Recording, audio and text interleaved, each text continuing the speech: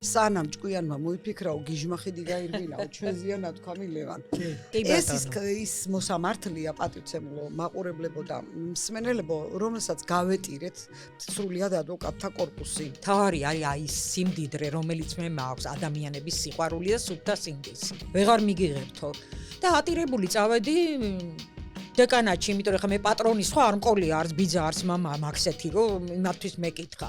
თავის კაბინეტში დამიბარა ამხელა ადამიანმა და ბოდიში მომიხადა, რომ აი ესეთი წინაღობა შეგიქმენი. ჯერ კიდევ შევარდნაძის პერიოდი იყო, მოგეხსენებათ, როდესაც სააკაშვილი დაინიშნა იუსტიციის მინისტრად და პირველი გამოცდები, იმიტომ რომ რეფორმის ჩატარება იქნა განზრახული და პირველი გამოცდები ჩაინიშნა. იხტიბარი არ გაიტეხეს, დაგვიჩნეს არარსებულ სასამართლოში 10 წლის შემდეგ, მიუხედავად ჩემი დიდი სურვილისა, სააპელაციო სასამართლოში აღარ დამტოვეს, ისე რომ აი ზოგი ჭირი მარგებელიაო რომ იტყვიან ნაბიულად ფასე. არ უნდათ ჩემნაირი მოსამართლე ზევით. აპელაციიდან ჩამომაქვეითეს და უზენაეში წამიყვანდნენ.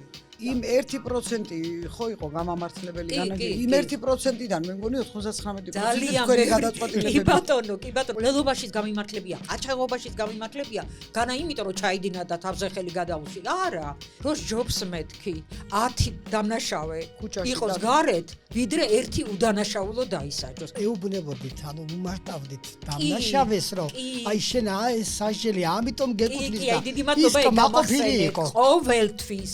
არც ერთი განაჩენი არ გამომიცხადებია, გინდა მკაცრი, გინდა მსუბუქი, რომ ამას კანონი არ გავალდებულებს, მაგრამ მე ყოველთვის განაჩენის გამოცხადების შემდეგ განმარტავდი, რატომ და რის საფუძველზე მივიღე ეს გადაწყვეტილება. აი კანონი მე როგორც იქ ხო შეიძლება მოსამართლეს ადამიანია და დაუშვას რაღაცა ისეთი, რომელიც დისციპლინურ დევნას ექვემდებარება. ამ საჩივრებს ხო არავინ არ განიხილავს არასდროს. თავადები თან ახსენეთ, რომ აი მუქარების მქონდა მუქარების ქვეშ მაინც ვარ და სხვათა შორის ჩვენ ადვოკატები ვერ ვამჩნევდით, რომ თქვენ რაიმე მუქარის ქვეშ იყავით. აი ჩვენ თუ სამართლიანი სასამართლო არ გვიქნა, ვერასოდეს ვერანაირ ქვეყანას ვერ ავაშენებთ. ადვოკატის ხმა გადმოგცემთ ეროვნულ სასამართლო ხელისუფლებაში ღირსეულად და უმციკლოდ გაწეული 8 წლის აი ჩემი ბედნიერება. ეს არის თქვენი